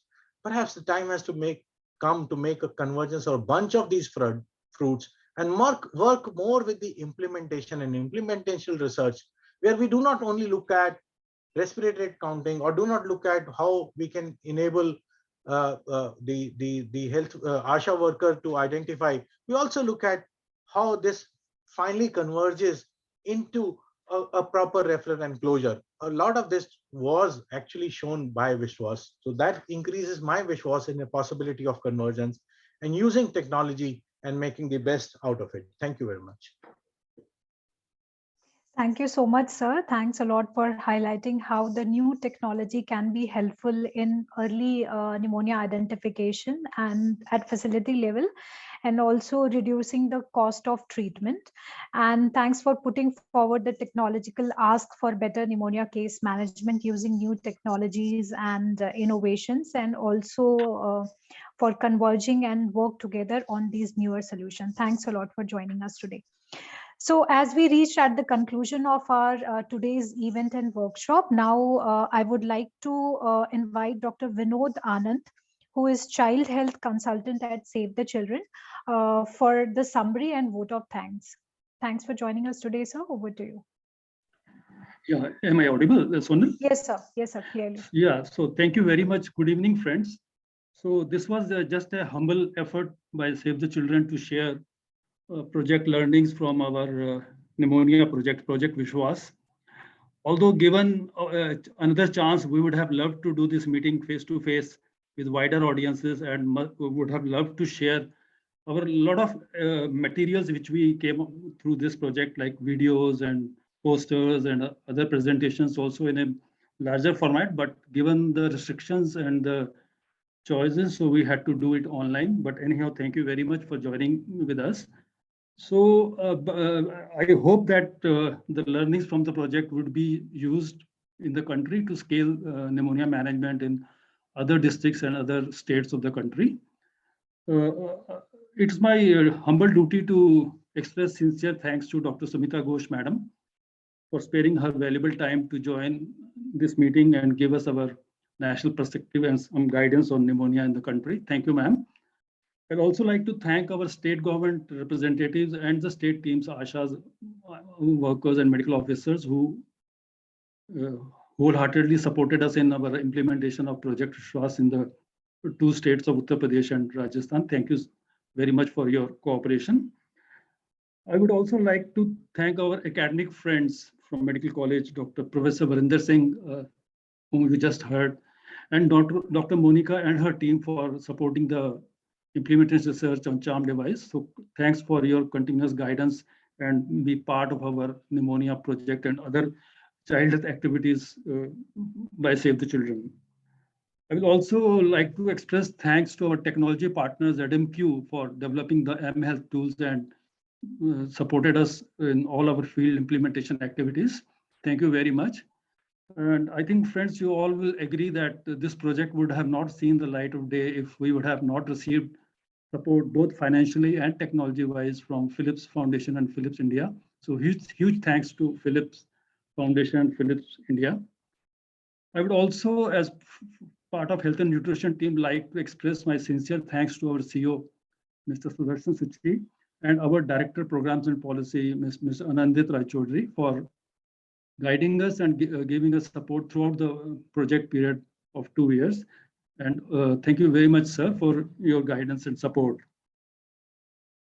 Lastly, I would like to express sincere thanks to all the participants who joined this discussion, and I hope that our learnings have excited you. And I, on behalf of the team, promise that we would share with you through emails or other sources all the project learnings and presentations and other materials which have come out of this project. So with these assurance promises, thank you very much for joining this, and we come to a close of this meeting. So over to Sonal, please. Thanks, sir. Thanks for your closing remarks. So thanks once again, everyone, for joining us today. So we will now end this event here. Thank you.